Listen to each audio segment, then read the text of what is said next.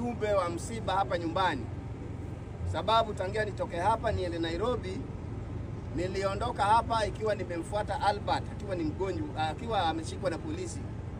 Lakini habari nilizopata huko ni jana ndio nimeleta habari kwa watu wa Kakothi na Kokwanyo kwa ujumla kwamba Albert ameaga dunia.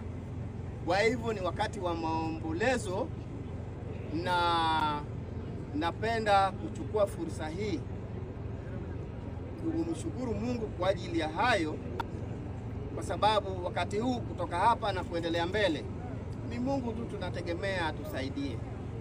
Ni Mungu tu tunamtegemea. Kwa mengine mengi ambayo yako, kama si Mungu hatutaweza. Kwa hivyo nimekuja kwa sababu ya kuleta ujumbe wa kifo, na bado tunalia. Nafikiri ni hayo ni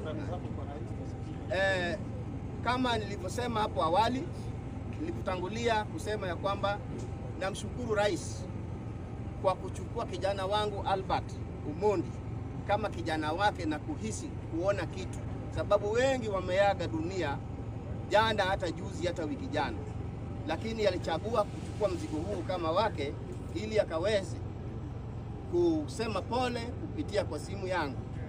Mimi namshukuru kwa ajili ya hiyo.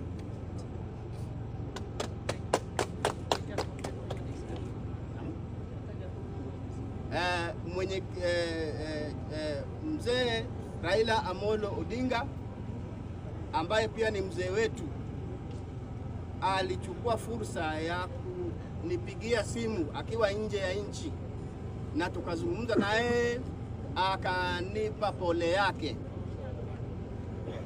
Pia mama Gladys Wanga pia amekuja nyumbani, na tokea hapo nyuma amekuwa akiniuliza wakati kwa wakati vile ninavyoendelea huko Nairobi, maana Nairobi si nyumbani. Tumekuwa tukiwasiliana. Pia siwezi